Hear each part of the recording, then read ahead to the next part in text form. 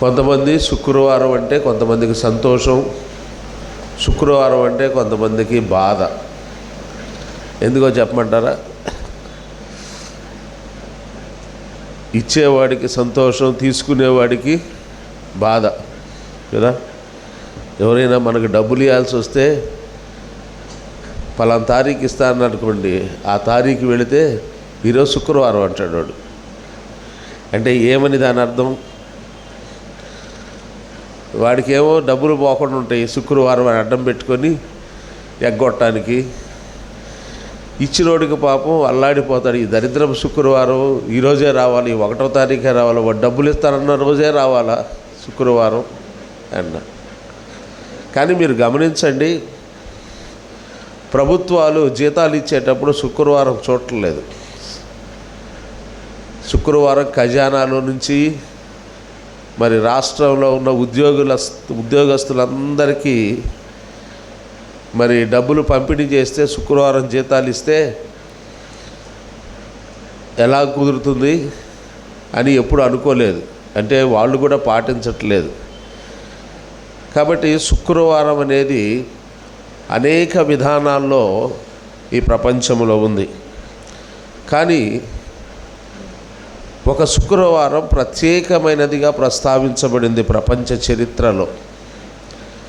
అదే యేసుక్రీస్తు సిలువ వేయబడిన శుక్రవారం, యేసుక్రీస్తు మరణించిన శుక్రవారం, ఆయన సమాధి చేయబడిన శుక్రవారం.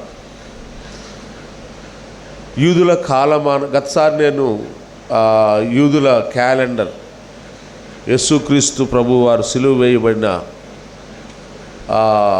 సమయాలు, గడియలు ప్రస్తావించబడింది. శుక్రవారమే ఆయన్ను పట్టుకున్నారు.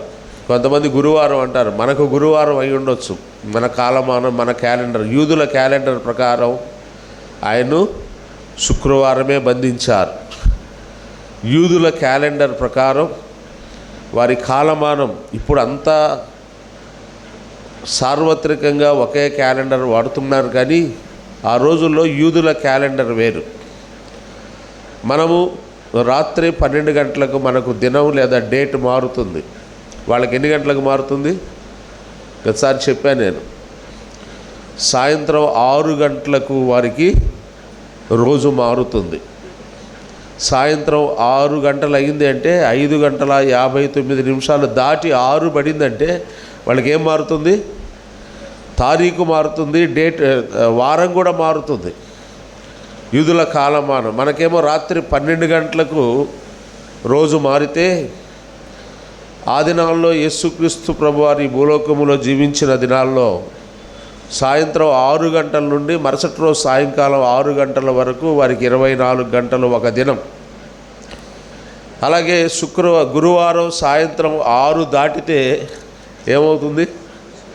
శుక్రవారం. వాళ్ళ కాలమానం ప్రకారం, వాళ్ళ క్యాలెండర్ ప్రకారం ఆయన శుక్రవారం పట్టబడ్డాడు, శుక్రవారమే కొట్టబడ్డాడు, శుక్రవారమే సిలువలో మరణించాడు, శుక్రవారమే సమాధి చేశారు. సాయంత్రం 6 గంటల లోపల, సూర్యుడు అస్తమించే లోపల సమాధి కార్యక్రమం కూడా అయిపోయింది. ఎందుకు అంటే మరుసటి రోజు ఏమొస్తుంది వాళ్ళ లెక్క ప్రకారం? శుక్రవారం సాయంత్రం 6 దాటితే విశ్రాంతి దినం ప్రారంభమవుతుంది. కాబట్టి సంపూర్ణంగా 24 గంటలు క్రీస్తు మన కొరకు సిలువలో శ్రమ పొందాడు. అంటే గెత్సెమనే తోట దగ్గర నుండి, ఆయన బంధింపబడిన దగ్గర నుండి ఆయన సమాధి చేసేంత వరకు 24 గంటల సమయం పట్టింది. మధ్యలో తీర్పులు తీర్చబడ్డాడు. అదిగో వధస్థలానికి తీసుకువెళ్ళి ఆయన కొరడాలతో కొట్టారు. అన్యాయపు తీర్పులు. పిలాతు హేరోదు యొద్దకు పంపించారు. మరలా పిలాతు యొద్దకు పంపించాడు హేరోదు. మరలా ఆయన తిప్పి హేరోదు యొద్దకు పంపించాడు. ఎందుకంటే శిక్షించడానికి కానీ శిక్ష వేయడానికి కానీ ఆయనలో నేరము రుజువు కాలేదు. ఎవరు ఆయనలో నేరము చూపించలేకపోయారు. మరణానికి తగిన నేరము ఆయనలో కనుగొనలేకపోయారు. ఆఖరకు ఆయన కూడా శిక్ష విధించిన పిలాతు కూడా ఈయన యందు ఏ నేరము నాకు కనబడలేదు అన్నాడు. లూకా సువార్త 23వ అధ్యాయానికి రండి.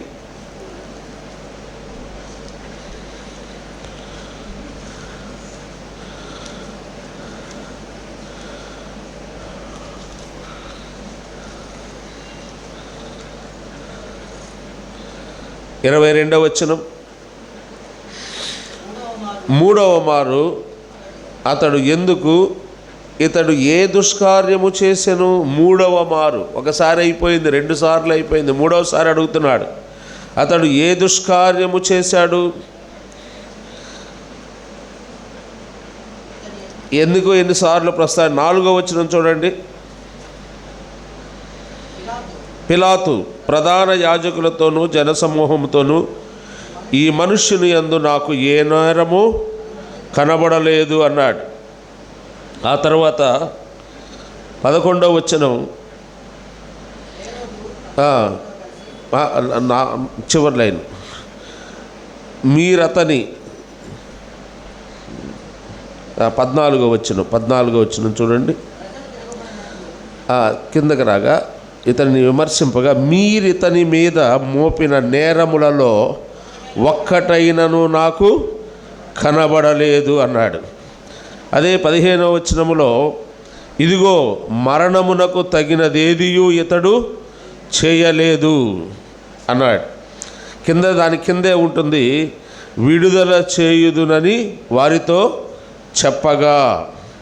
ఆ తర్వాత 22వ వచనం చూడండి, ఆఖరి 2 లైన్లు, ఇతని యందు మరణమునకు తగిన నేరమేమియు నాకు కనబడలేదు అన్నాడు.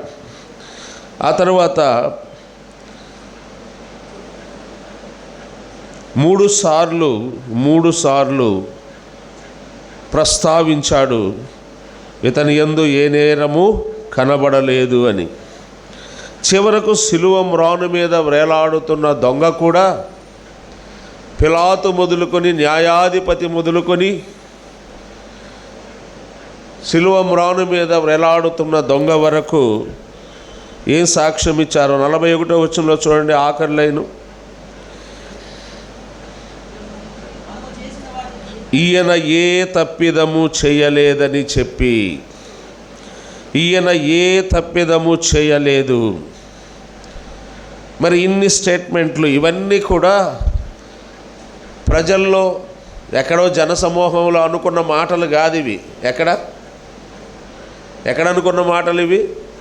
న్యాయస్థానములో ఈ మాటలు ప్రస్తావించబడింది. ఎక్కడ అంటే న్యాయస్థానములో తీర్పు జరుగుతూ ఉంది.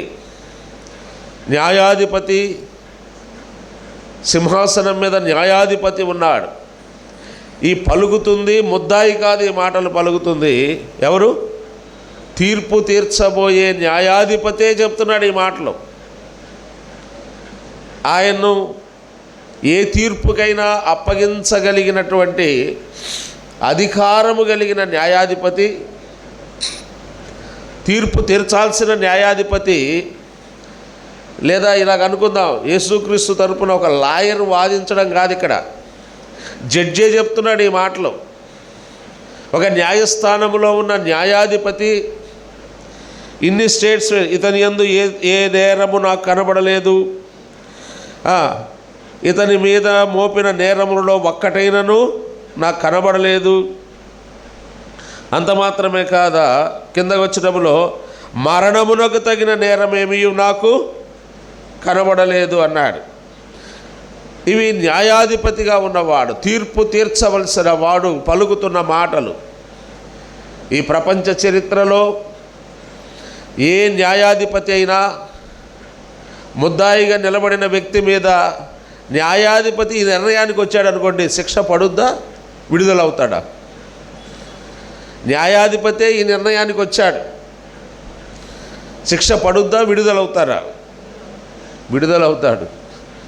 అన్ని స్టేట్మెంట్లు న్యాయాధిపతి చెప్పిన తర్వాత ఆ న్యాయాధిపతి అదే నోటితో శిక్ష ఎలాగ విధించగలడు? తనే చెప్తున్నాడు. ఇవన్నీ ఆయన చెప్పిన మాటలే. కానీ అదే న్యాయాధిపతి ఆయన మరణ శిక్షకు అప్పగించాడు.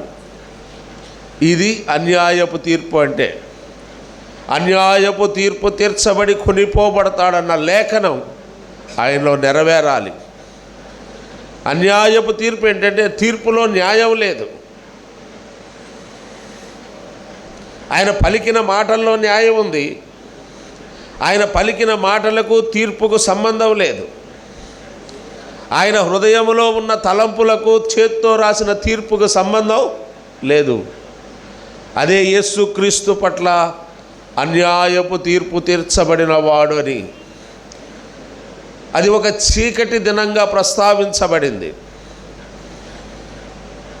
న్యాయశాస్త్రములో, న్యాయ చట్టములో, ప్రపంచ చరిత్రలో భయంకరమైన అన్యాయపు తీర్పు ఏదైనా ఉంది అంటే అది యేసుక్రీస్తు మరణానికి అప్పగించే తీర్పే.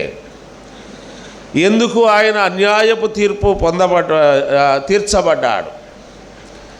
ఆ తీర్పు నుండి, ఆ మరణము నుండి తప్పించుకొనలేడా అని గనకంటే ఆయన్ను శిక్షించగలిగిన వాడు, ఆయన్ను మరణానికి అప్పగించగలిగిన వాడు ఎవడూ లేడు. ఎందుకంటే ఆయన ద్వారా సృష్టించబడిన వారే మానవ జాతి. ఈ మానవుల యొక్క ప్రభుత్వాలు అయి ఉండొచ్చు, ఈ మానవుల యొక్క ఆయుష్ ఆయన చేతిలో ఉంది. ఉదాహరణకు మనకు తెలుసు కదా, గెత్సెమనే తోటకు రాణు వారు వచ్చారు. గెత్సెమనే తోటకు రాణు ఇటు తీసుకొని రండి, వాడిని పట్టుకొని రండి ఇటు.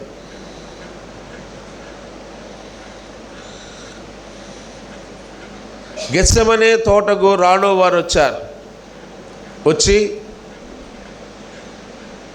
మీరు ఎవరిని వెతుకుచున్నారు అన్నాడు. అయ్యా, మేము నజరేయుడైన యేసుని వెతుకుచున్నామన్నారు. ఆయన ఏమనలేదు, వాళ్ళేం కొడతాననలేదు, బెదిరియలేదు. అలాగైతే ఆ యేసును నేనే అన్నాడు. ఆ యేసును నేనే అన్నాడు. ఆ నజరేయుడైన యేసు అనే శబ్దములో వాళ్ళు భయపడలేదు, కానీ నేనే అన్నాడు. చూడండి, ఆ శబ్దానికే వారందరూ చచ్చిన వారి వలె పడిపోయారు. ఆయన నోటి నుండి నేనే అనే శబ్దం బయటికి రాగానే వారందరూ స్పృహ తప్పి పడిపోయారు, భీతిల్లి పడిపోయారు, భయాందోళనలో పడిపోయారు. ఎందుకు అంటే నిర్గమకాండం 3వ అధ్యాయానికి రండి. నిర్గమకాండం 3వ అధ్యాయం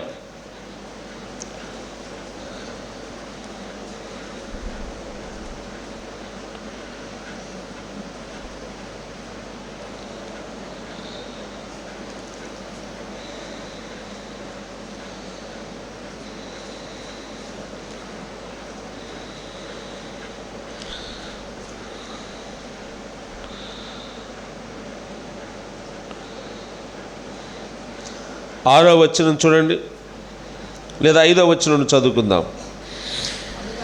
అక్కడ మోషేకు తన ప్రత్యక్షతను మండుచున్న పద ద్వారా ఇచ్చాడు కదండి. అందుకు ఆయన దగ్గరకు రావద్దు,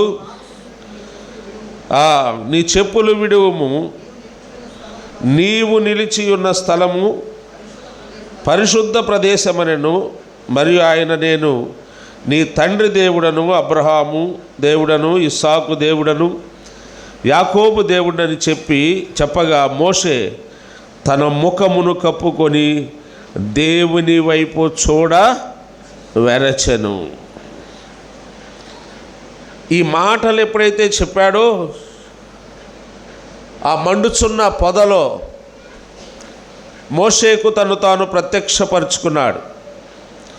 ఆ ప్రత్యక్షపరుచుకున్నవాడు ఎవరో ఆయన చెప్పాడు, నేను ఎవరో కాదయ్యా, అబ్రహాము దేవుడను, ఇస్సాకు దేవుడను, యాకోబు దేవుడను నేనే అన్నాడు.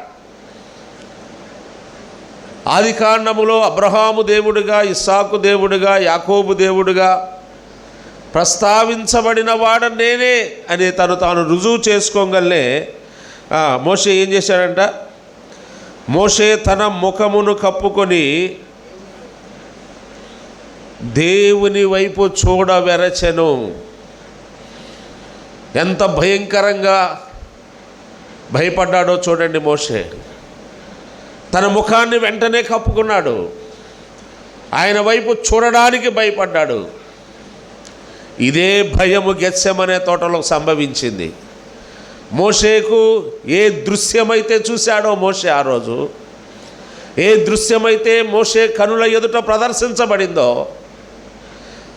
నేనే అన్నప్పుడు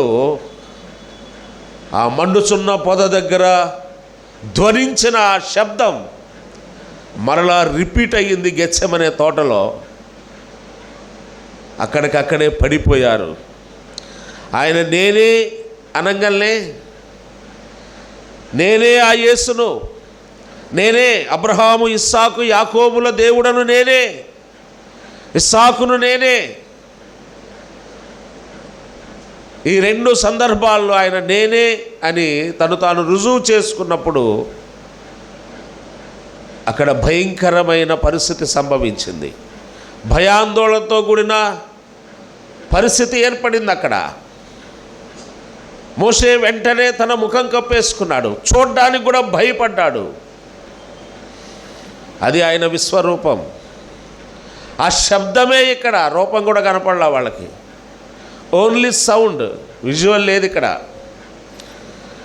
సౌండ్కే మొత్తం పడిపోయారు.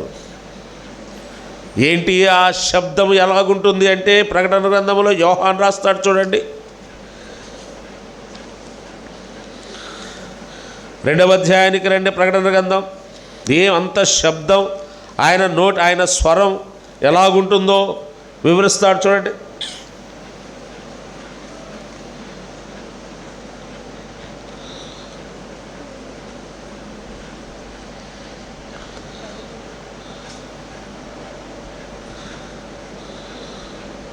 విస్తార జల ప్రవాహముల ధ్వని అనే మాట 15వ వచనం చదవండి. ఆయన పాదములు కొలిమిలో పుటము వేయబడి, 1వ అధ్యాయం ప్రకటన గ్రంథం 1, మెరియుచున్న అపరంజితో సమానమయ్యుండెను. ఆయన కంఠస్వరము విస్తార జల ప్రవాహముల ధ్వని వలె ఉండెను. ఆయన కంఠస్వరము విస్తార జల ప్రవాహముల ధ్వనిలాగా ఉంటుందంట. ఎప్పుడైనా పెద్ద డ్యామ్ దగ్గరికి వెళ్ళినప్పుడు, ఆ డ్యామ్ గేట్లు ఎత్తివేసినప్పుడు, ఆ డ్యామ్ గేట్లు ఎత్తినప్పుడు అక్కడ ఉంటే ఆ నీళ్ల శబ్దం ఎలాగుంటుంది? బాగా విపరీతమైన జలపాతాలు ఉన్న దగ్గరకు వెళ్ళినప్పుడు ఆ నీళ్లు పైనుంచి పడుతూ ఉంటే ఆ శబ్దం ఎలాగుంటుందంటే, జోగ్ ఫాల్స్ అని కర్ణాటకలో నేను 2-3 సార్లు వెళ్ళాను. లాస్ట్ టైం వెళ్ళినప్పుడు కూడా వెళ్ళొచ్చాను అక్కడికి. అక్కడ ఉన్నంతసేపు విపరీతమైన తలనొప్పి వచ్చేసింది ఆ శబ్దానికి, విపరీతమైన తలనొప్పి. ఎందుకంటే ప్రవాహ జలముల శబ్దం, ఆ ఘోష కదండి. సముద్రపు దగ్గరికి వెళ్ళినప్పుడు అక్కడ సముద్ర ఘోష అంటారు. ఒక రకమైన శబ్దం వినబడుతుంది. రాత్రిపూట సముద్రం దగ్గరికి వెళితే ఆ సముద్రము యొక్క శబ్దం, జల ప్రవాహముల శబ్దం ఏది కూడా దాని సరిపోయింది ఉండదు. నీటి శబ్దము కంటే కూడా గొప్పది ఏదీ లేదు శబ్దం. అందుకే 1 కాదు 2 కాదు, విస్తారమైన జల ప్రవాహములు. ఒక్క జల ప్రవాహం దగ్గరికి వెళ్తేనే ఆ శబ్దానికి మనం తట్టుకోలేము.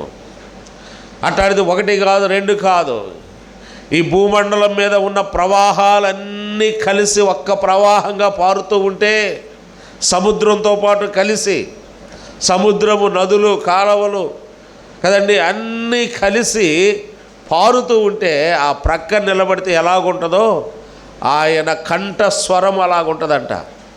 ఇప్పుడు చెప్పండి, ఎందుకు పడిపోయారు వారు? విస్తార జల ప్రవాహముల వంటి ఆయన కంఠస్వరము వినగా కుప్పగూలిపోయారు. తర్వాత వాళ్ళని లేపి మామూలుగా మాట్లాడి బంధించండి అంటే అప్పుడు బంధించగలిగారు ఆయన్ని. మరి ఆయన ఎవరు ఏమీ చేయలేరు. మరి ఎందుకు అన్యాయపు తీర్పు జరుగుతూ ఉండగా ఆయన మౌనం వహించాడు అంటే ఆయన సిలువ వేయబడడానికి ఇష్టపడే ఈ లోకానికి వచ్చింది. ఆయన మరణించడానికే వచ్చాడు. మానవుని యొక్క పాప పరిహారాన్ని ఆ సిలువలో ఆయన భరించడానికి ఆయన ఈ లోకానికి వచ్చాడు. ఆ కలువరి సిలువలో ఆయన మరణించాలన్నదే ఆయన ప్రణాళిక, పరమందున్న దేవుని యొక్క ఉద్దేశం. అందుకే తన కుమారుడు సిలువలో వేదన పడుతున్నా కూడా తండ్రి ముఖము చాటేశాడు. నా దేవా నా దేవా నన్నేల చేయి విడిచావని ఆర్తనాదం చేశాడు ఆయన. అందుకే అది మానవునికి మంచి జరిగిన శుక్రవారం ఏదైనా ఉంది అంటే భూమి మీద ఏంటిది? ఆయన సిలువ వేయబడిన శుక్రవారం. ఆయన మన కొరకు శ్రమ పొంది ఒట్టి ఒక శుక్రవారం అంటే గుడ్ ఫ్రైడే అంటే ఏమేం మంచి చేసింది అంటే ఆయన మన కొరకు పట్టబడ్డాడు, మనకు బదులుగా ఆయన బంధించబడ్డాడు, మనకు బదులుగా ఆయన కొట్టబడ్డాడు, మనకు బదులుగా ఆయన మరణించాడు, మనకు బదులుగా ఆయన సమాధి చేయబడ్డాడు. ఇవన్నీ శుక్రవారం జరిగాయి. ఇవన్నీ ఆయనకు ఇబ్బంది కలిగించినవే ఈ 4 అంశాలు. కానీ ఈ 4 అంశాలు మనకు మంచి చేశాయి. మంచి కాపరి గొర్రెల కొరకు తన ప్రాణము పెట్టు. మంచి కాపరి అనే మాట కనబడుతుంది బైబిల్లో యేసుక్రీస్తుని గురించి. మంచి శుక్రవారం, మంచి కాపరి, మంచి సమరయుడు, మరణిస్తున్న కొన ప్రాణముతో ఉన్న వాడి మీద జాలి పడిన వాడు మంచి సమరయుడు. మంచి అనే మాట ప్రస్తావించబడినప్పుడల్లా కూడా ఒక మరణానికి అప్పగించబడిన వ్యక్తి విడుదల పొందటం చూస్తాం. ఆయన గొర్రెలకు మంచి కాపరి అని అంతటితో ముగించలేదు. మంచి కాపరి గొర్రెల కొరకు తన ప్రాణాన్ని పెడతాడు. కాపరులు ఎందరో ఉండొచ్చు కానీ మంచి కాపరి ఆయన ఒక్కడే. ఎందుకంటే గొర్రెల కొరకు ప్రాణాన్ని పెట్టేవాడు. అందరూ గొర్రెల వలె త్రోవ తప్పిపోయి ఉండగా అంటాడు యెషయా గ్రంథం 53:6లో, మనమందరము గొర్రెల వలె త్రోవ తప్పిపోయి ఉండగా మంచి కాపరిగా ఆయన వచ్చి గొర్రెల కొరకు తన ప్రాణం పెట్టాడు. అందుకే ఆ శుక్రవారం మానవ జాతికి మంచి జరిగింది. అందుకే మంచి శుక్రవారం అని ప్రస్తావించబడింది.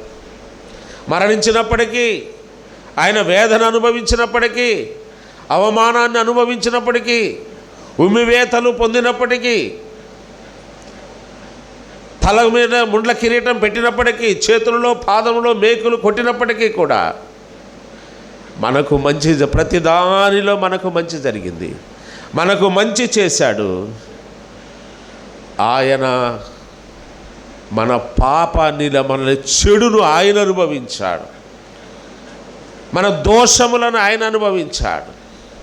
మన దోష శిక్ష ఆయన మీద మోపబడింది.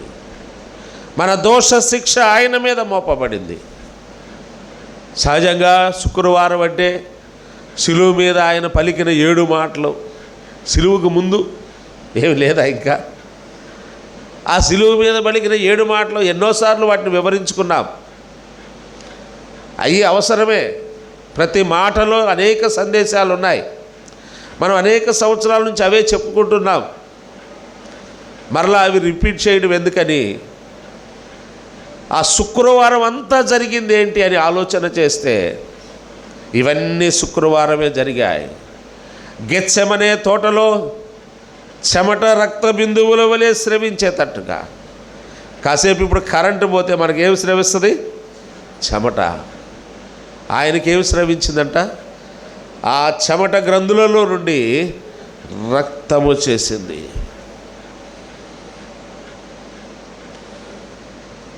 ఒక్కసారి వైద్య శాస్త్రం ప్రకారం మనం చూస్తే లోపల శరీరములో రక్తము నీరు ఏమయ్యాయి? కలిసిపోయాయి.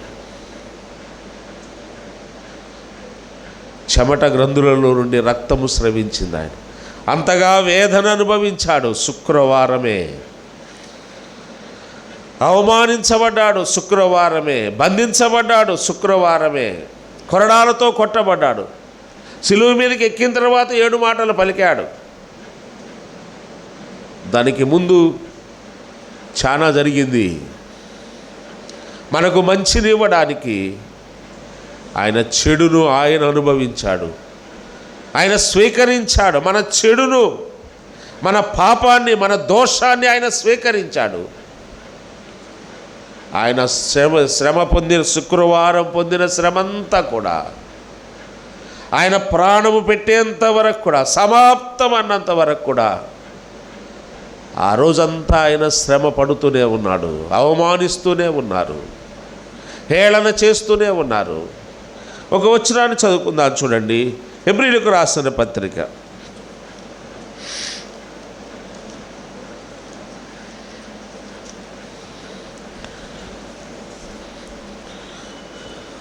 12వ అధ్యాయం 12వ అధ్యాయం మొదటి వచనం. ఇంత గొప్ప సాక్ష్య సమూహం మేఘముల వలె మనను ఆవరించి ఉన్నందున మనము కూడా ప్రతి భారమును, ఏముంది మన మీద? భారము మోస్తున్న వార్లారా. అదే కదా ఆయన ప్రయాసపడి భారము మోస్తున్న వార్లారా. భారముంది మన మీద. పాపమనే భారము మన మీద వేలాడుతూ ఉంది.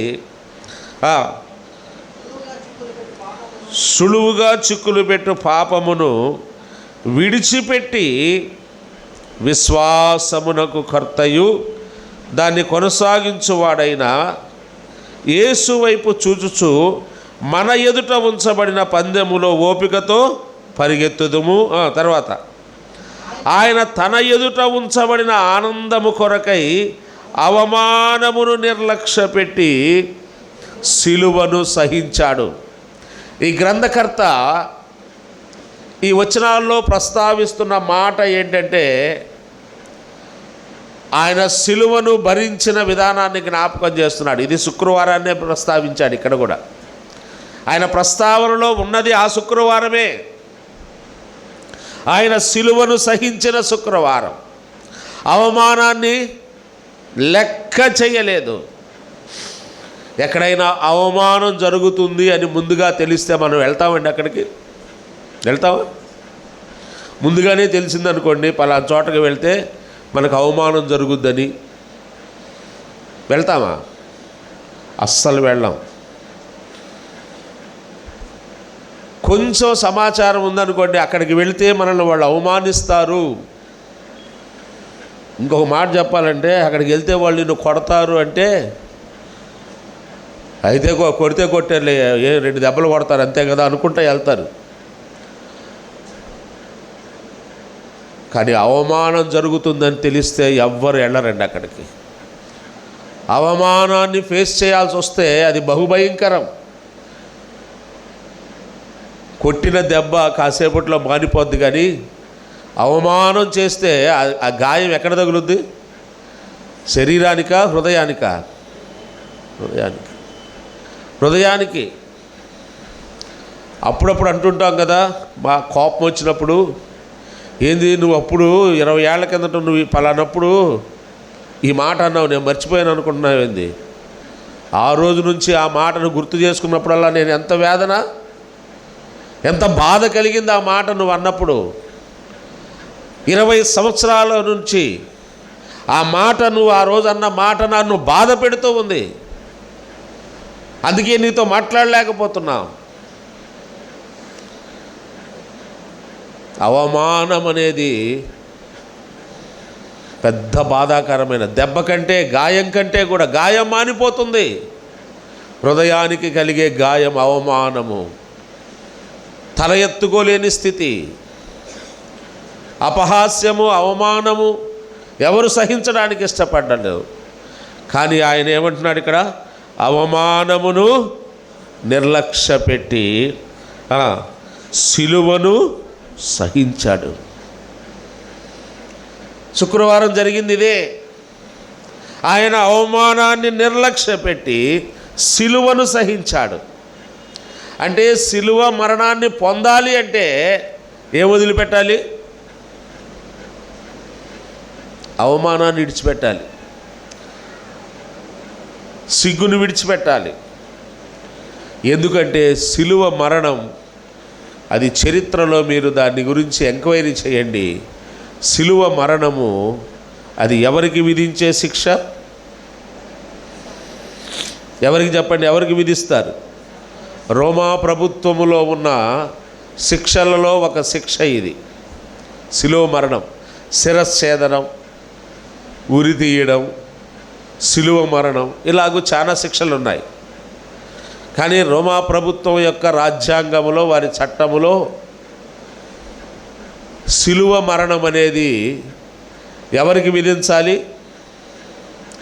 బానిసలకు విధించే శిక్ష, కరుడుగట్టిన నేరస్తులకు విధించే శిక్ష, కరుడుగట్టిన నేరస్తులకు విధించే శిక్ష అది.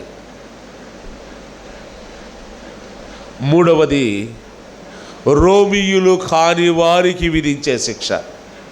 రోమియులు అంటే వాళ్ళకి ఆ శిక్ష. రోమా పౌరసత్వం ఉన్న వాళ్ళకి ఏం శిక్ష విధించకూడదు? సిలువ మరణం వాళ్ళకి లేదు. వాళ్ళు ఎంత నేరం చేసినా, ఎంత ద్రోహం చేసినా, ఎంత పాపం చేసినా రోమియులకు మాత్రం ఆ శిక్ష విధించరు. అది ఎంత నీచమైన, అవమానకరమైన శిక్ష చూడండి. అపోస్తలుడైన పౌలును కూడా వాస్తవానికి వారు సిలువ వేయాలనే ఆలోచన చేశారు. సిలువ వేయాలనే ఆలోచన చేయగా ఇతని గురించి కొంచెం ఎంక్వైరీ చేస్తే ఇతనికి ఏ పౌరసత్వం ఉంది? అపోస్తలుడైన పౌలుకి ఏ పౌరసత్వం ఉంది? యోధా పౌరసత్వం ఉంది ఆయనకి, రోమా పౌరసత్వం కూడా ఉంది. అతను రోమియుడు కాదు, కానీ రోమా పౌరసత్వాన్ని సంపాదించుకున్నాడు. తార్సులోనే పుట్టాడు. అంత మాత్రమే కాదు, ధర్మశాస్త్రాన్ని ప్రావీణ్యత కలిగిన పరిసయ్యుని ఇంట పుట్టాడు. తార్సులో పుట్టాడు, పరిసయ్యుని ఇంట్లో పుట్టాడు. వాళ్ళ తండ్రి గారు, అపోస్తలుడైన పౌలు తండ్రి గారు ధర్మశాస్త్ర సంబంధమైన పరిసయ్యుడు. శాస్త్రులు పరిసయ్యులు అంటారు కదా, అలాగూ పరిసయ్యుని కుమారుడు పౌలు. బెన్యామీను గోత్రికుడు, తార్సులో జన్మించాడు. తార్సు పట్టణము పరిసయ్యుడే, కానీ అతను తార్సు పట్టణము అది ఆ రోజున్న భూభాగములో అది రోమా ప్రాంతములో ఉంది. అంత మాత్రమే కాదు, అతను విద్యను అభ్యసించింది గమలీయేలు దగ్గర. గమలీయేలు రోమియుడు, ఆ రోమా ప్రాంతంలో నివసించాడు. ఇప్పుడు అమెరికా వెళ్ళి మనం గ్రీన్ కార్డు పొందాలి అంటే చాలా కష్టం. ఈ ట్రంప్ వచ్చిన తర్వాత ఇంకా కంపు అయింది ఆ వ్యవస్థ అంతా, గందరగోళంగా ఉంది. కానీ ఆ రోజుల్లో పౌరసత్వం 5 సంవత్సరాలు ఒక వ్యక్తి ఒక స్థలములో, దేశములో ఉంటే ఆటోమేటిక్గా పౌరసత్వం వచ్చేస్తుంది. అలాగూ పౌలుకు రోమా పౌరసత్వం కలిగిన వాడు. వాళ్ళ ఎంక్వైరీలో తేలింది రోమా పౌరసత్వం అనగానే ఇతనికి ఏ శిక్ష విధించడానికి వీల్లేదు? సిలువ మరణం. అది నీచులకు, బందిపోటు దొంగలకు. అందుకే ఇద్దరు అక్రమకారుల మధ్య, వేలాడవేయబడిన నేరస్తుల మధ్య ఉన్నాడు ఆయన. ఆయన్ను సిలువ వేయడానికి, అప్పగించబడడానికి కారణం అది. ఇంతకు ఆయన ఏ నేరం చేశాడు నేరస్తుడుగా సిలువ వేయబడ్డానికి? అంటే ఆయన చేసిన నేరం ముందే చదువుకున్నాం మనం. ఆయన ఏ నేరము చేయలేదు, నేరము ఒక్కటైనను లేదు, ఏ తప్పిదము లేదు, ఏ దోషము లేదు ఆయనలో. ఇవన్నీ పిలాతు ప్రస్తావనలో వచ్చిన మాటలు. మరి ఎందుకు శిలువ మరణానికి అప్పగించబడ్డాడు అంటే అది దేవుని ప్రణాళిక ప్రియులారా, ప్రవచన నెరవేర్పే. ఆయన శిలువ మరణాన్ని పొందింది మన కొరకు. ఆయన నీచుడుగా కాదు, మనము నీచులము. నీచమైన జీవితాన్ని, పాపాన్ని భరిస్తూ ఉండగా మన స్థానాన్ని ఆయన తీసుకున్నాడు కాబట్టి, మన శిక్ష ఆయన మీద పడింది కాబట్టి ఆ శిలువ మరణానికి తగిన శిక్ష మనది. ఒక వ్యక్తిని చూద్దామా? అదే శుక్రవారం విమోచించబడిన వ్యక్తి ఒకడు ఉన్నాడు. లూకా సువార్తకు రండి.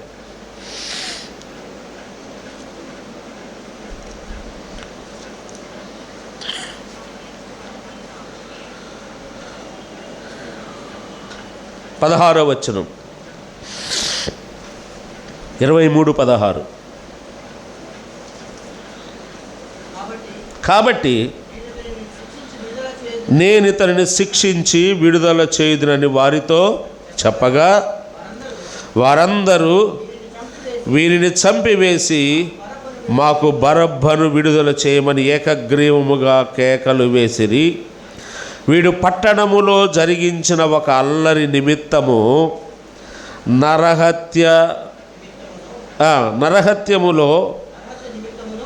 నరహత్య నిమిత్తమును చెరసాలలో వేయబడిన వాడు.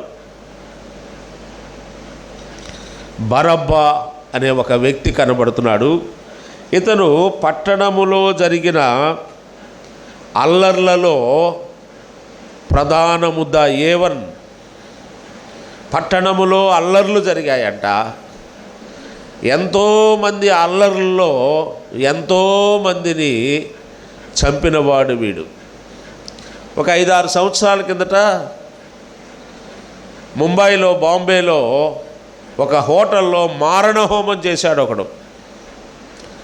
పాకిస్తాన్ ఉగ్రవాది, పేరు చెప్తారా? కసబ్. ఆ భయంకరమైన అల్లరి సృష్టించాడు. ఒక హోటల్లో వాడు సడన్గా గన్ తీసుకొని ఎంతమందిని చంపేశాడు. అలాంటి వాడు వీడు బరబ్బా. అల్లర్లు సృష్టించి ఎంతోమందిని నరహత్య చేసి వాడిని జైల్లో వేశారు. ఏమి శిక్ష వేస్తారు ఇతనికి చెప్పండి? మామూలుగా అయితే ఏమి శిక్ష వేయాలి ఇతనికి? శిలువ మరణం. శిలువ మరణానికి వెళ్ళాల్సిన వాడు ఖరారయ్యింది. ముగ్గురికి ఖరారయ్యింది. ఈ అల్లర్లు జరుగుతూ ఉన్నప్పుడు కొందరు ఏం చేస్తారంటే, కొంతమంది చంపేవాళ్ళని చంపుతూ ఉంటే కొంతమంది అదే టైంలో లూటీలు చేసేవాళ్ళు కూడా ఉంటారు. అల్లర్లు జరుగుతూ ఒక 100 మంది అద్దంకి మీద పడ్డారు, గన్నులు తీసుకొని కాల్ చేయడానికి వస్తున్నారంటే మనం ఇల్లు వాకిళ్ళు వదిలిపెట్టి పారిపోతాం లేదా? ఆ పారిపోయినప్పుడు వాళ్ళు వచ్చి జనాల్ని చంపుతారే కానీ ఏమీ తీసుకెళ్ళరు. కొంతమంది అదే టైంలో బయలుదేరి ఇళ్లలోకి దూరం ఏం చేస్తారు? మీరు స్ట్రైకులు జరిగాయి వెనకటి రోజులు. ఆ స్ట్రైకులు జరిగేటప్పుడు షాపులు అద్దాలు పగలగొట్టిపోయేవాళ్ళే ఒరిజినల్ స్ట్రైక్ చేసేవాళ్ళు. దొంగలు కూడా ఉంటారు ఆ స్ట్రైక్లో. వాళ్ళు ఏం చేస్తుంటారు? ఆ షాపుల్లో డబ్బు, బంగారం, వస్తువులు దోచుకొని వెళ్ళిపోతుంటారు. అలాగూ భయంకరమైన మారణహోమం సృష్టించాడు ఆ పట్టణములో, ఆ పరిసర ప్రాంతాల్లో. భయంకరమైన మారణ హోమాన్ని సృష్టించిన వాడు బరబ్బా. అనేకులను హత్య చేసిన నరహంతకుడు. అతనితో పాటు వీళ్ళు కూడా చేతివాటం చేశారు. ఎవరు? 2 దొంగలు. వీళ్ళు ముగ్గురు కలిసి రోమా ప్రభుత్వాన్ని గడగడలాడిస్తున్నారు కదా. కొన్నాళ్ళు వీరప్పను మనల్ని ఇబ్బంది పెట్టాడు, ప్రభుత్వాన్ని. కొన్నాళ్ళు ఇంకెవరు పెట్టారు? పేర్లు చెప్పండి, కొంతమంది పేర్లు. కసబ్, వాడు అటు నార్త్ ఇండియాలో ఇబ్బంది పెట్టాడు. ఇటు వీరప్పను,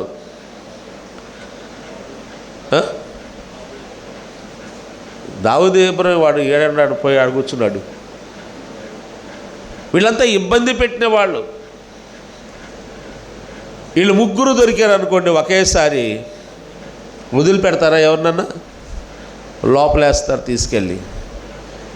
ఇక వాళ్ళ ముగ్గురికి శిలువ మరణాన్ని శిక్ష ఖరారైపోయింది. ఏ రోజు శిక్ష ఖరారైంది చెప్పండి? ఇద్దరు దొంగలు ఏ రోజు సిలువేశారు? ఆ రోజే. వారి ముగ్గురికి శిలువ మరణం ఖరారైంది. ముగ్గురు చెరసాల్లో ఉన్నారు. ముగ్గురు చెరసాల్లో ఉండగా ఆ శిలువ మరణము ఖరారైంది. వారికి ముందుగానే ఖరారైంది. పలానా రోజు శుక్రవారం మిమ్మల్ని శిలువ మరణానికి అప్పగించాడని పిలాతు తీర్పు తీర్చాడు. అంతకుముందు తీర్పు అది. తర్వాత మరుసటి రోజు యేసుక్రీస్తు ఫైల్ వచ్చింది. ఈ తీర్పులు తీరుస్తూ ఉండగా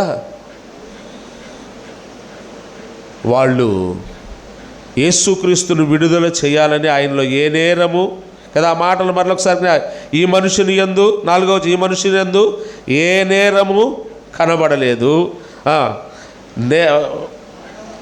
మీరు అతని మీద మోపిన నేరములో ఒక్కటైనను నాకు కనబడలేదు. ఆ తర్వాత ఇదిగో మరణమునకు తగిన నేరమేది ఇతను చెయ్యలేదు. 22వ వచనం, ఇతని యందు మరణమునకు తగిన నేరమేమియో నాకు అగపడలేదు. ఇవన్నీ చెప్పి ఆయన్ను విడుదల చేద్దామని ఆలోచన చేస్తూ ఉండగా, చూడండి 16వ వచనం చదవండి ఇప్పుడు. కాబట్టి నేను అతన్ని శిక్షించి విడుదల చేతునని వారితో చెప్పగా, పిలాతు తీర్పు ఇది వాస్తవంగా. అయ్యా, మీరేదో ఆయన రాజద్రోహం చేశాడని ఏదో నేరాలు పెడుతున్నారు. సరే, మీ నేరాలు కూడా రుజువు కావట్లేదు ఇక్కడ. అయినా మీరు అన్నారు కాబట్టి ఊరుగా కొరడా దెబ్బలు అప్పగించి ఆయన వదిలేద్దాం అనుకుంటున్నాను అన్నాడు ఆ సభలో. అనగానే ఎందుకు వదిలేయాలి అంటే, ఆ శుక్రవారమే వాళ్ళకు ఒక ఆచారం ఉంది. శుక్రవారంలో చాలా ఉన్నాయి. ఆ శుక్రవారం చిన్న శుక్రవారం కాదు అది. ప్రతి సంవత్సరం కూడా ఫలాని నెల, ఫలాని తారీఖు, ఫలాని శుక్రవారం, మొదటి శుక్రవారమో రెండో శుక్రవారమో వాళ్ళ లెక్కలో, వాళ్ళ క్యాలెండర్లో ప్రతి సంవత్సరం ఒకటి అంటారు కదా, మనకు సంవత్సరానికి ఒకసారి ఏ శుక్రవారం వచ్చింది, ఆ రోజు సెలవు కూడా వచ్చింది కదా. చెప్పండి, నేను చెబితే బయటికి వెళ్తుంది, మీరు చెబితే బయటికి పోదు. అది శ్రావణ శుక్రవారం సంవత్సరానికి ఒక్కసారే వచ్చింది. అలాగే ఈ శుక్రవారం కూడా యోధా చరిత్రలో ఒక ప్రత్యేకమైన దీనికి ఇది ఉంది, గుర్తింపు ఉంది. ఆ శుక్రవారం రోజు ఏం చేస్తారంట, ఖైదీల్ని కొంతమందిని క్షమాభిక్షతో విడుదల చేస్తారు. మనకు ఆగస్టు 15వ తారీఖు గాంధీ జయంతి రోజు ఏం చేస్తారు, కొంతమంది ఖైదీల్ని శిక్ష తగ్గించి సత్ప్రవర్తనను బట్టి, ఒకవేళ వాళ్ళకు 10 ఏళ్ళు శిక్ష పడి ఉండొచ్చు, వాడి సత్ప్రవర్తనను బట్టి గాంధీ జయంతి రోజు లేదా ఆగస్టు 15వ తారీఖు కొంతమంది ఖైదీల్ని ముందుగానే విడుదల చేసేస్తారు. అలాంటి అవకాశం యోధా చరిత్రలో లేదా రోమా ప్రభుత్వములో ఆ శుక్రవారానికి ఒక ప్రత్యేకత ఉంది. అది జ్ఞాపకం వచ్చింది పిలాతుకి. ఓకే, మీరు అంటున్నట్టుగా ఆయనలో ఈ నేరాలన్నీ ఉన్నాయి అనుకుందాం, కానీ మనకు ఈ రోజుకు ఒక ప్రత్యేకత ఉంది కదా ఈ శుక్రవారానికి.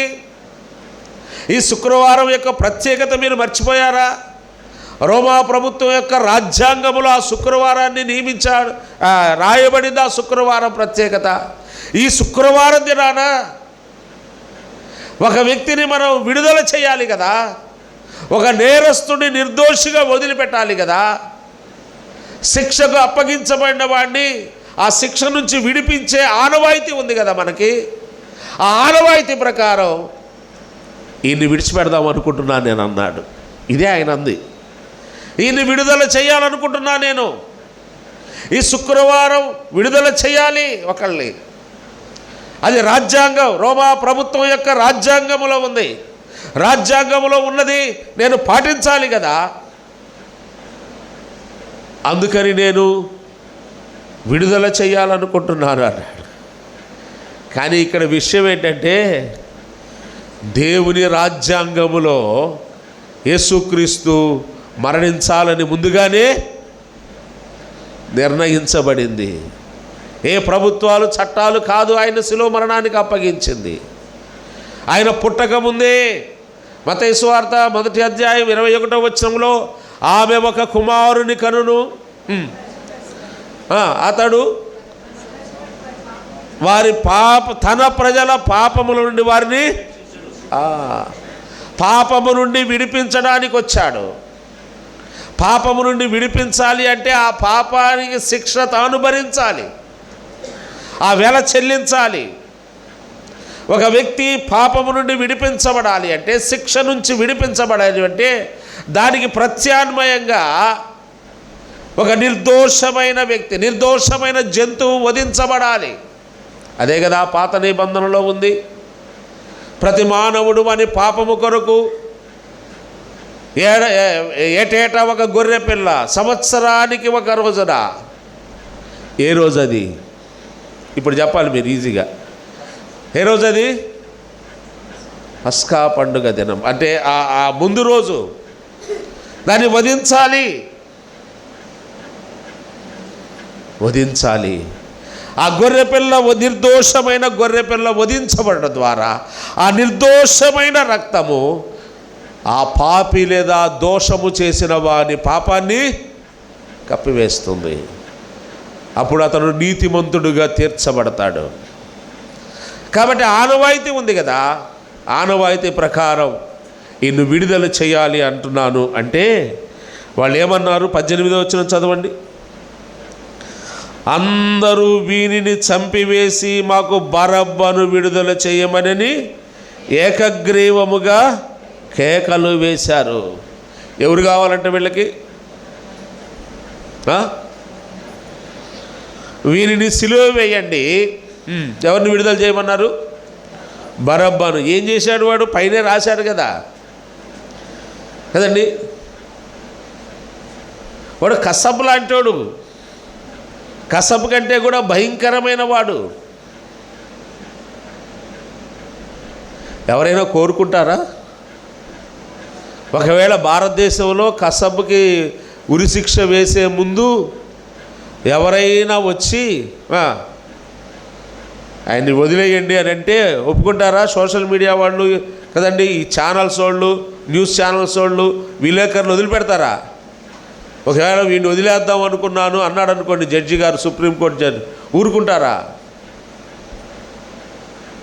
అల్లకల్లోలం అయిపోతుంది దేశం.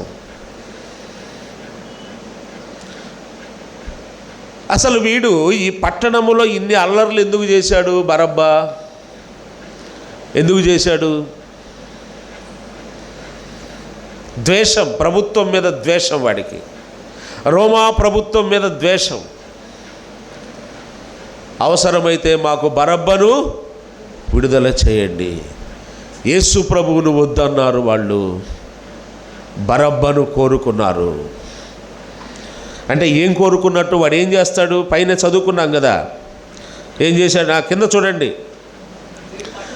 వీడు పట్టణములో జరిగించిన ఒక అల్లరి నిమిత్తము, నరహత్య నిమిత్తము చెరసాలలో, అల్లర్లు జరగటానికి ప్రధాన కారకుడు ఎవడు అని ఎంక్వైరీ చేస్తే ఈడే దొరికాడు. వీడితో పాటు కొంతమంది దొంగలు దొరికారు, ఇద్దరు. ఇంతమంది నరహత్య జరిగింది పట్టణంలో, అల్లర్లలో హత్యలు కూడా జరిగాయి. దానికి ఎవడరా ముఖ్య కారణమని వెతికితే ఈడే తెలియాడు.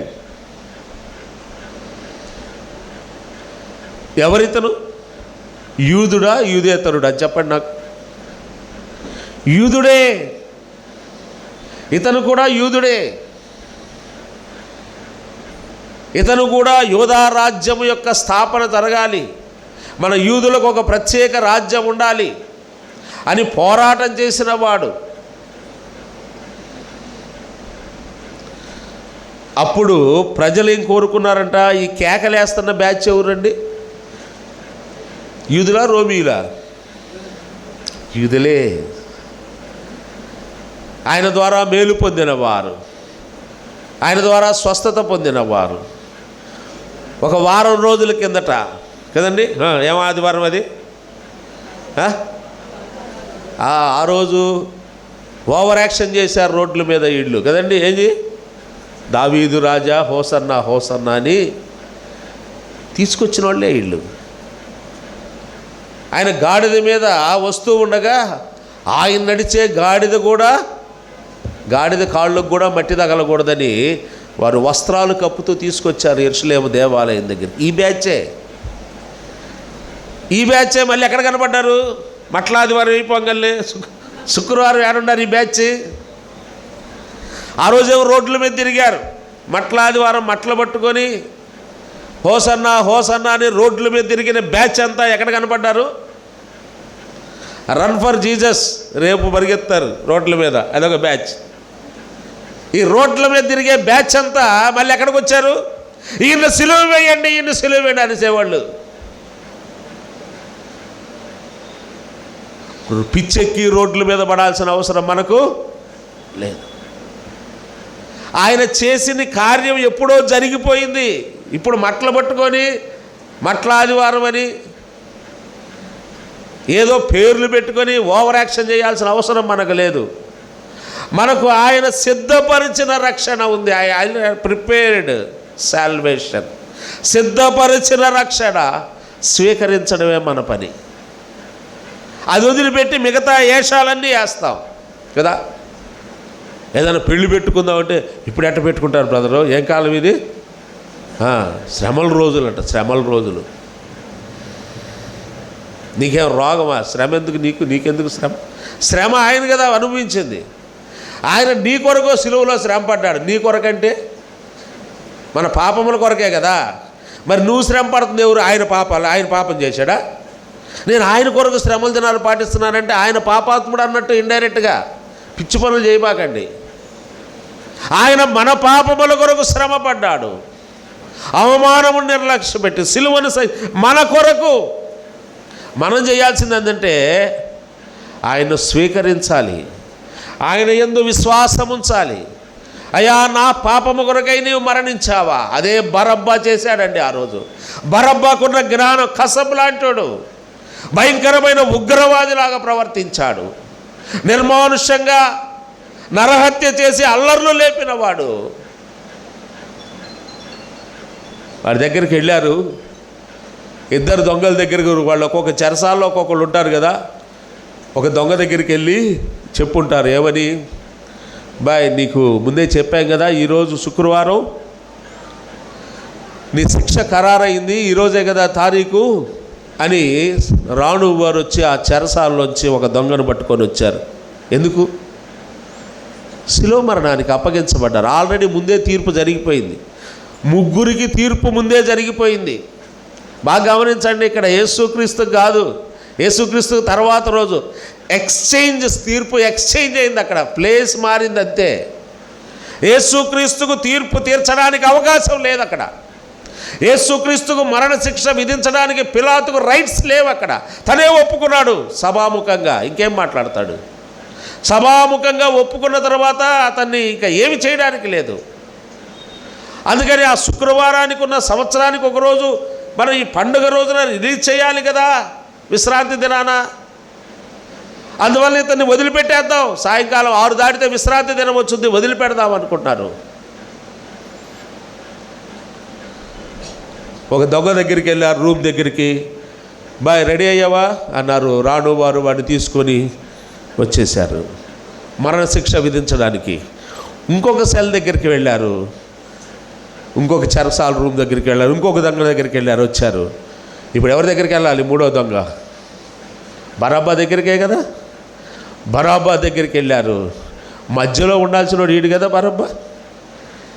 మధ్యలో ఉండాల్సిన దొంగ ఎవరు చెప్పండి? మధ్య సిలువు మీద ఉండాల్సిన బరబ్బా ఎవరు? ఇతను కదా. అతని దగ్గరికి వెళ్ళారు. వాళ్ళు రాంగల్లే బరబ్బా ఏమనుకొని ఉంటాడు? భయపడిపోయాడు. అయిపోయింది నా టైము. ప్రభుత్వం విధించిన మరణశిక్ష అమలు చేయడానికి వచ్చారు సైనికులు అని వస్తూ ఉండగా ఆ సైనికులు బరబ్బాతో అన్నారు ఇలాగూ, అయ్యా నీకొక శుభవార్త, నీకు గుడ్ న్యూస్. ఏది? శుక్రవారం గుడ్ న్యూస్ ఏంటి అంటే వాళ్లకు ఒక నేరస్తుడు విడుదల, అది గుడ్ న్యూస్. నేరస్తునికి గుడ్ న్యూస్. శుక్రవారం నీకు ఒక మంచి వార్త తెచ్చాం. ఆశ్చర్యపోయాడు. ఈరోజు నా మరణ వార్త కదా, నా శిక్ష ఖరారయ్యే దినం కదా అంటే, లేదు లేదు, నిన్ను విడుదల చేస్తున్నాము, నిన్ను విడుదల చేస్తున్నాము. చూడండి, కిందకి రండి.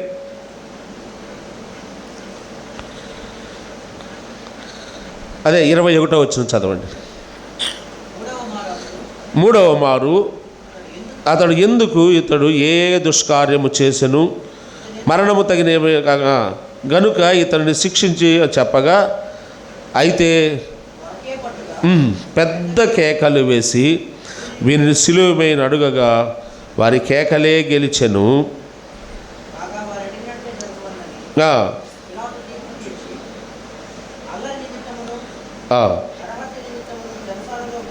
అల్లరి నిమిత్తము నరహత్య నిమిత్తము చెరసాలలో వేయబడిన వారిని విడుదల చేసి. చాలండి. ఇప్పుడు ఏమైంది? బరబ్బా ప్లేస్లోకి ఎవరు వెళ్ళారు? యేసుక్రీస్తు వెళ్ళాడు. బరబ్బా స్థానాన్ని ఆయన తీసుకున్నాడు. ఆయన స్థానంలో ఆయన సిలువ వేయబడల. యేసుక్రీస్తుగా సిలువ వేసే పరిస్థితి లేదు అక్కడ. ఆయనలో ఏ తప్పు లేదు.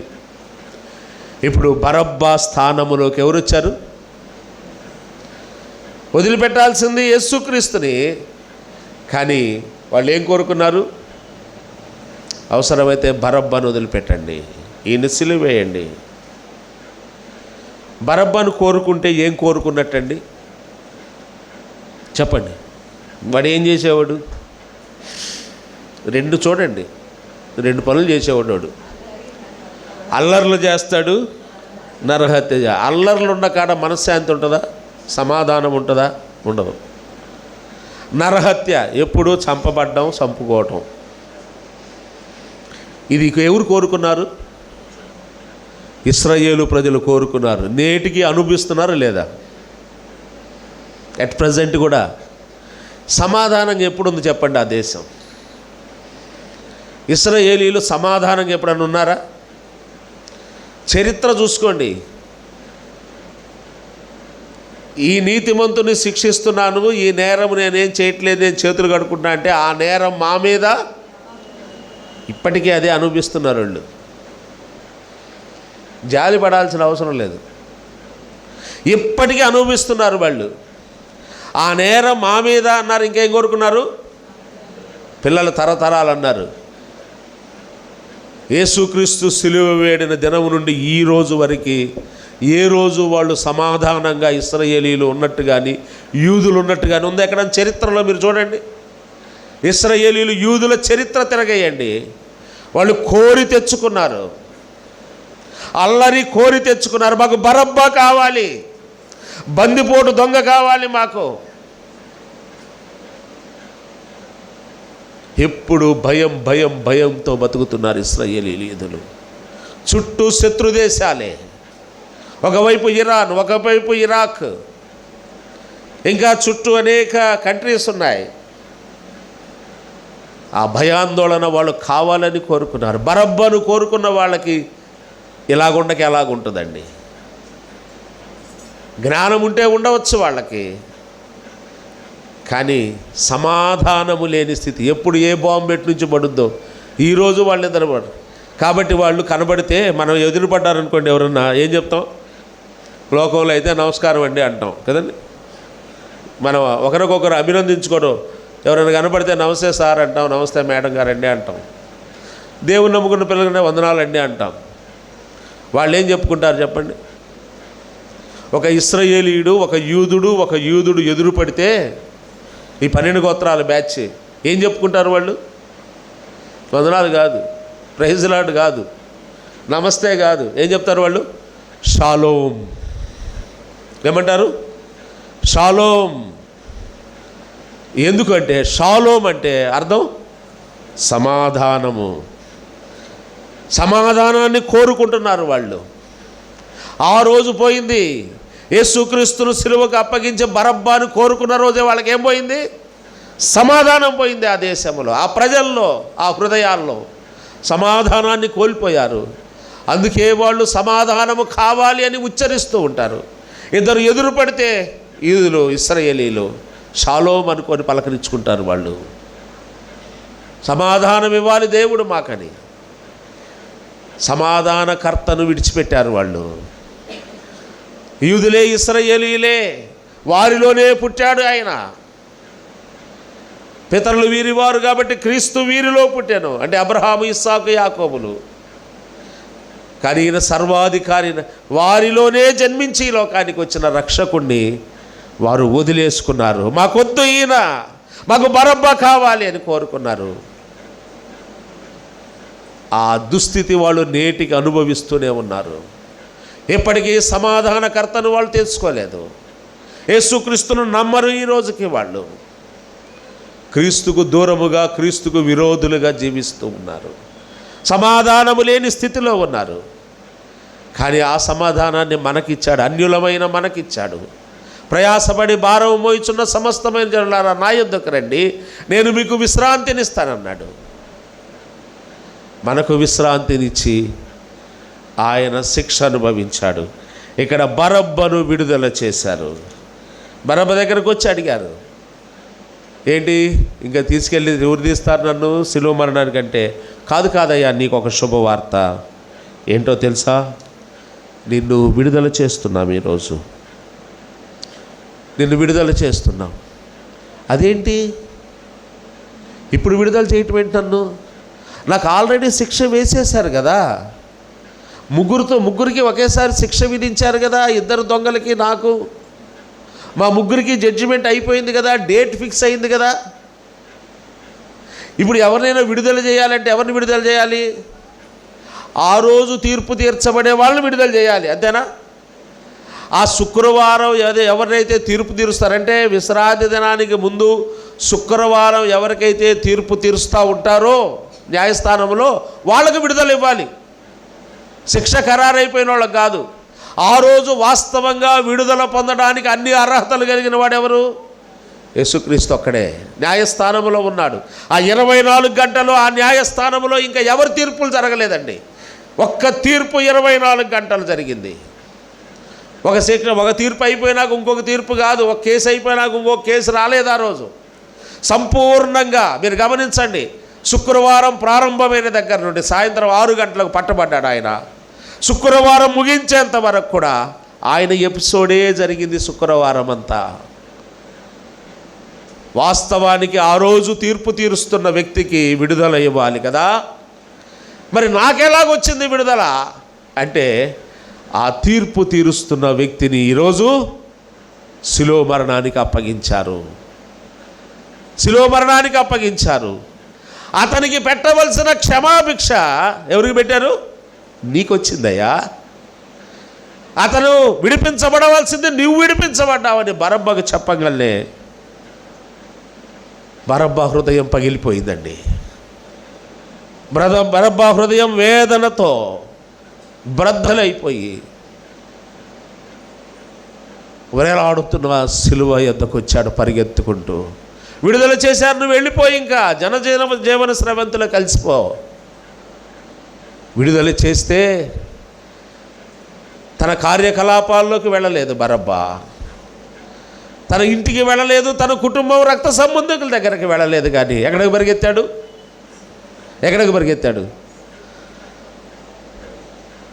తనకు విడుదలనిచ్చి, తను విమోచించి, తన విమోచన క్రయధనాన్ని చెల్లిస్తున్న ప్రభు యొద్దకు పరిగెత్తాడండి. ఇది కదా ఈరోజు మనం చేయాల్సింది. మనం కాదా బరబ్బా, మన కొరకు కాదా ఆయన శిలువ మరణాన్ని అనుభవించింది. చెరసాల నుండి విడుదలైన వెంటనే పరిగెత్తుకుంటూ శిలువ మరణం దగ్గర వెళ్ళాడు. అంగలార్చాడు, అయ్యా నన్ను మన్నించు, నా కొరకు నీవు మరణిస్తున్నావా? నా స్థానంలో నీవు మరణిస్తున్నావా? నీవు వేలాడదీయబడిన శిలువ నాది, ఆ ముండ్ల కిరీటం నాది. నాకు బదులుగా నీవు నా కొరకు మరణిస్తున్నావని పశ్చాత్తాపడి నీతిమంతుడుగా తీర్చబడ్డాడు కసబు లాంటాడు. కానీ కసబు కంటే ఘోరమైన వాళ్ళం మనం. బరబ్బా, కసబు ఇలాంటి 100 మందిని కలిపితే కూడా మనం ఒక్కళ్ళం. ఎందుకంటే ఎన్నిసార్లు విన్నామో ఆయన మన కొరకు సిలువలో మరణించాడని తెలిసినా ఆయన సిలువ యొద్దకు మాత్రం రాము. బజార్లు అమ్మంటే రన్ ఫర్ జీసస్ అని పరిగెత్తమంటే టీషర్ట్లు క్యాప్లు వేసుకొని పరిగెత్తారు. ఆదివారం మట్టల ఆదివారం అని చెప్పి మట్టలు పట్టుకొని తిరుగుతారు. ఈ వేషాలు వేస్తున్నామే కానీ 40 రోజులు ఏంటిది అది? ఏం చేయాలా 40 రోజులు? పోనీ అదన్నా చెప్పండి. శ్రమ దినాలు కరెక్ట్. ఆ శ్రమ దినాల్లో మనం ఏం చేయాలి? పెళ్ళిళ్ళు చేసుకోకూడదు, ఇల్లు ఓపెనింగ్లు చేసుకోకూడదు, ఏమీ చేసుకోకూడదు. శ్రమ దినాలు ఏం చేయాలి? ఉపవాసం ఉండాలి కదా. ఎంతమంది ఉంటున్నారు చెప్పండి? ఎంతమంది ఉంటున్నారు చెప్పండి ఉపవాసం? ఎవరైనా ఉన్నారా? మీరు గమనించండి, దైవగ్రంథమైన బైబిల్లో ఉపవాసం ప్రార్థన 2 వేరువేరుగా ఉన్నాయి. ఎక్కడన్నా ఉన్నాయా? ఎక్కడన్నా 2 వేరు చేసి ఎక్కడైనా ఉన్నాయా? నేను ఈరోజు ఉపవాసం అంటున్నాం, డ్యూటీకి వెళ్తాం. ఉపవాసం ఉంటే డ్యూటీకి వెళ్ళొచ్చా? డైరెక్ట్గా ఉపవాసం లేకుండా ప్రార్థన చేయటం ఉంది బైబిల్లో. ప్రార్థన లేకుండా ఉపవాసం ఎక్కడన్నా ఉందా బైబిల్లో? నాకు చూపించండి. ఉపవాసం అంటేనే నువ్వు ఎక్కడ ఉండాలి? ప్రార్థనలో ఉండాలి. గుర్తుపెట్టుకో. నేను శుక్రవారం ఉపవాసం ఉంటాను, శనివారం రాత్రి నేను ఉపవాసం కదా. ఏం తిన్ను? డ్యూటీకి వెళ్తావు, బజారుకి వెళ్తావు, అన్ని పనులు చేసుకుంటాం. ఉపవాసము అంటే నీ ఉపవాసం ఉన్నంతసేపు ఏం చేస్తుండాలి? ప్రార్థన చేస్తూ ఉండాలి. ఒట్టి ఉపవాసం ఎక్కడా లేదు బైబిల్లో. ఇది మనం క్రియేట్ చేసుకున్నాం. ఈ 40 దినాలు ఇవి చేస్తున్నామే కానీ నీ కొరకు నీ స్థానములో మరణించిన యేసు యొద్దకు మాత్రం రాము. అయ్యా నేను పాపినయ్యా, నా పాపముల కొరకే నీవు సిలువ మ్రాను మీద వేలాడావా. ఆ బరబ్బా నేనేనయ్యా. ఆ రోజు బరబ్బా ఆయనైతే ఈరోజు ఆ బరబ్బా నేనే. నా పాపము కొరకే కదయ్యా నీవు మరణించింది సిలువ మీద. ఆయన ఎందుకు వస్తే బరబ్బా లాంటోడు కూడా నీతిమంతుడుగా తీర్చబడ్డాడు. ఆ రోజు బరబ్బాకు మంచి శుక్రవారం. ఎవరికి మంచి శుక్రవారం చెప్పండి? గుడ్ ఫ్రైడే ఎవరికి? ఎవరైతే పాపము విడిచిపెట్టి ఆయన రక్తములో పాపములు కడుగుకొని ఆయన ద్వారా క్షమించబడి నీతిమంతుడుగా తీర్చబడతాడో వాళ్ళకి గుడ్ ఫ్రైడే, మిగతా వాళ్ళకి బ్యాడ్ ఫ్రైడే. నీవు యేసుని నమ్మితేనే నీ గుడ్ ఫ్రైడే ఇది, లేకపోతే బ్యాడ్ ఫ్రైడే ఇది. ఊరికే గుడ్ ఫ్రైడే అంటే గుడ్డు జరగదు. మంచి కాపరి గొర్రెల కొరకు తన ప్రాణము, మంచి కాపరి అనిపించుకోవాలంటే తన ప్రాణం పెట్టాలి. ఈ శుక్రవారం నీ జీవితంలో మంచి శుక్రవారం అవ్వాలి అంటే ఆ ప్రాణం పెట్టిన ప్రభువుని అంగీకరించాలి. అదే బరబ్బా చేసింది. బరబ్బా తను పొందవలసిన శిక్ష తనకు బదులుగా యేసుక్రీస్తు అనుభవించాడు. ఆయన శిక్ష అయినా అనుభవించింది. ఇదిగో లోక పాపమును మోసుకొని పోవచ్చున్న దేవుని ఒక్క బరబ్బా శిక్ష మాత్రమే కాదు, మనందరి శిక్ష ఆయన అనుభవించాడు. ఆ 3 మేకుల మీద వ్రేలాడుతూ తలకు ముండ్ల కిరీటం పెట్టబడి వ్రేలాడుతున్న ప్రభు వైపు చూడాలి. ప్రభు వైపు చూసి బరబ్బా ఆ రోజు ఎలాగైతే ఆయన యొద్దకు వచ్చి క్షమాపణ కోరాడో, యోధా మంచోడా? ఇప్పుడు యోధా మంచోడయ్యాడా? బరబ్బా మంచోడయ్యాడా? ఇద్దరు పశ్చాత్తాపడ్డారు. మీరు బాగా గమనించండి. ఇస్కరియోతు యోధా కూడా పశ్చాత్తాపడ్డాడు, బరబ్బా కూడా. వీళ్ళిద్దరు ఫ్రెండ్స్. బరబ్బాని ఒకసారి ఇస్కరియోతు యోధా బరబ్బాని యేసుక్రీస్తు దగ్గరకు తీసుకొచ్చాడు. శిష్యులుగా బరబ్బాను కూడా చేర్చాలని, యేసుక్రీస్తు రాజ్య స్థాపన కొరకు వచ్చాడని ఈయన్ని కూడా కలుపుకుంటే బాగుంటుంది. మన రెబల్ క్యాండిడేట్ మనలో ఒక తీవ్రవాది లాంటివాడు మన యూదుల్లో, ఇతను నీ తోడైతే బాగుంటుంది అన్నాడు.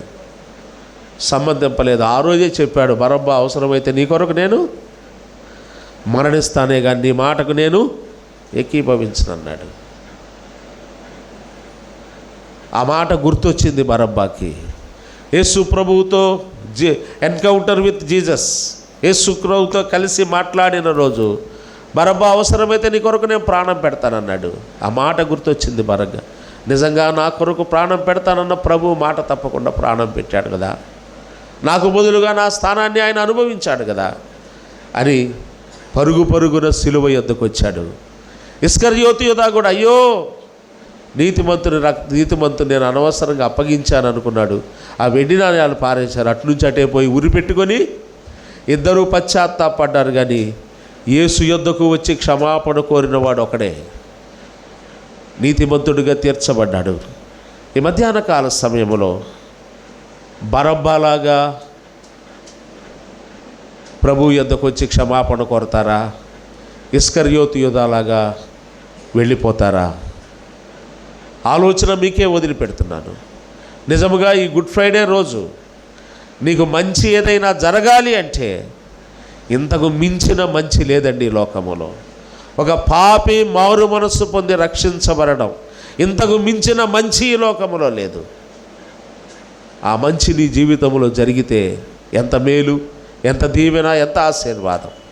అలాగూ యేసుక్రీస్తు యందు విశ్వాసం ఉంచి పాప క్షమాపణ పొంది ప్రభువుకు మీ జీవితాలు అప్పగించుకోవాలని ఈ గుడ్ ఫ్రైడే సందర్భంగా మరి ఒకసారి మీకు తెలియచేస్తూ నేను ముగిస్తున్నాను ప్రార్థన. కరుణా సంపన్నుడైన